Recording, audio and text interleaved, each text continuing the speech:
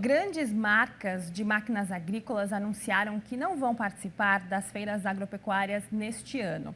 O grupo AGCO, que representa as marcas Massey, Ferguson e Valtra, foi o primeiro a anunciar a decisão. A multinacional John Deere e a CNH, gigante global que inclui a Case e a New Holland, seguiram o mesmo caminho. Apenas a CNH disse que vai avaliar a participação nos eventos do segundo semestre. O motivo é o avanço da pandemia.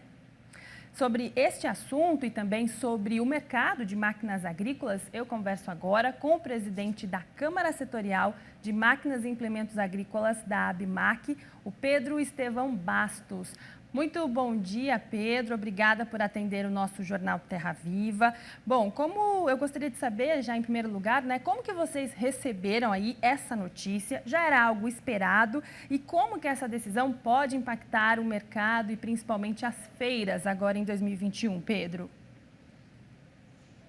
Obrigado a vocês pela oportunidade de estar conversando com Terra Viva. Bom, em questão às feiras, eu acho que o que vai mudar a participação não é a questão da pandemia, né? Nós precisamos entender que no local que está sendo as feiras, você tem autoridade sanitária, que seja o prefeito ou o governador do estado, e aí vai ter feira se for permitido, né? Quanto à decisão das empresas, é uma decisão soberana, cada empresa tem uma estratégia, e aí ela livremente pode adotar a sua estratégia. Então a gente entende que depende muito da pandemia. A gente já teve no ano passado 100 feiras, ou seja, o mercado conseguiu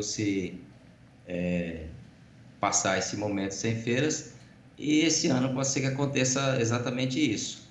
Agora, o impacto para as feiras e para o agronegócio em geral é que você perde um pouco daquela capacidade de estar frente a frente com o agricultor, mostrar as novidades. Por mais que as tecnologias virtuais tenham evoluído, ainda a gente não consegue substituir 100% a presença, né? Certo, Pedro. Você acredita, que o anúncio aí dessas empresas pode influenciar outras marcas também a não participarem das feiras, né? O formato digital deve ser novamente a aposta em 2021? Eu acho que não deve influenciar. Veja, a ABMAC tem 450 fabricantes associados à nossa Câmara de Máquinas Agrícolas, ou seja, a estratégia de cada empresa é de cada empresa. Se uma não vai, às vezes é oportunidade para outras exatamente irem, né? Então isso não deve influenciar. O que influencia realmente é a estratégia de cada empresa, a estratégia regional. Na verdade, nós temos basicamente, agora não, mas nos anos normais, tem feira toda semana. Tem feira pequena, grande, média, regional. Tem feira todo dia, então você está sempre tendo oportunidades de negócios. Perfeito. Bom, Pedro, os números oficiais, ainda não foram divulgados, mas as projeções aí para o resultado final de 2020 são bem otimistas, Apontam aí para um crescimento real de 12% nas vendas, com um faturamento superior aos 20 bilhões de reais. Esses números devem se concretizar. Quais fatores, foram decisivos para isso, para um resultado positivo mesmo durante uma pandemia? Com certeza, eles devem se confirmar, o mercado continua aquecido. A gente deve fechar esse ano com esse aumento de 12%, é o melhor ano desde 2013 em venda de máquinas agrícolas. E o que fez a diferença foi a rentabilidade dos agricultores, principalmente nas culturas de exportações. Nós tivemos a desvalorização do real basicamente em 30%.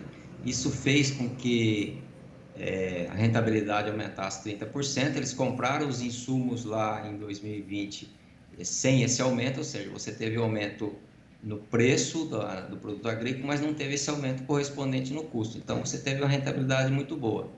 E já é tradicional, quando o agricultor tem uma boa rentabilidade, realmente ele vai às compras.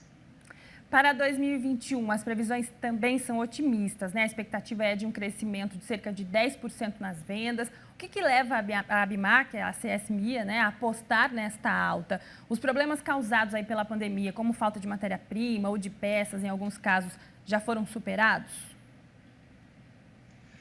Olha, a gente continua otimista, né? A rentabilidade para as culturas esse ano continua muito boa. Recentemente, agora, nós tivemos um aumento no preço dos grãos na Bolsa de Chicago, a soja batendo a $14 o bushel, um preço também, se eu não me engano, mais alto desde 2013, ou seja, continua otimista com com os mesmos fundamentos, ou seja, você tem uma boa rentabilidade e agora um pouco mais, a dizer, turbinada que esse aumento nos preços de, principalmente, soja e milho lá em Chicago. Então, continua realmente um ano otimista e a nossa previsão é que a gente consiga aí um aumento no mínimo de 7% em cima de uma base de 20%, ou seja, é um aumento bastante expressivo, né? Para a indústria, realmente, esses números são muito expressivos. Se você realmente conseguir um aumento aí de 7% em cima de uma base de 20%, ou seja, você vai ter um ano muito bom. Contra a falta de matéria-prima, a indústria vem tendo alguns percalços. O principal problema era aço, que a gente acha que deve, nesse primeiro trimestre, deve ser resolvido. Todas as usinas estão em pleno funcionamento, a capacidade produtiva está em pleno vapor. E nós não tivemos grandes paradas na indústria, ou seja, teve paradas pontuais que a gente acha que deve, agora nesse primeiro trimestre, regularizar essa demanda.